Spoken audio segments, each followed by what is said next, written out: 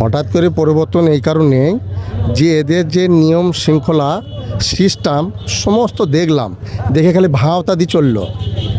যেদিন থেকে মমতা বন্দ্যোপাধ্যায় এই পদে এসছেন, এই পদ থেকে তার নিচের স্থলের লোকগুলা খালি ভাঁওতাদি চালাইলো, মানে এমনভাবে খাটিয়ে নিল মানে যাতে না মরে আর যাতে না বেঁচে থাকে, ওই সিস্টেমটাকে তৈরি করেছে।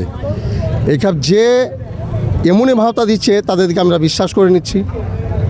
বিশ্বাস এই কারণে করছি যে কালকে আমাকে বলল যে ভাই ওই জায়গায় যেও না, তারপর দেখছি সে সেই জায়গায় হাজির।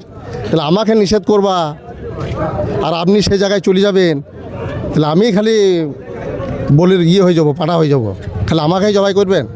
আর আমি এখান থেকে যখন কংগ্রেস, টিএমসি, সিপিএম সব কিছু দল আছে, তাহলে সেই দলের নিয়ম শৃঙ্খলা যেরকম আছে সেইভাবে পরিচালনা করো।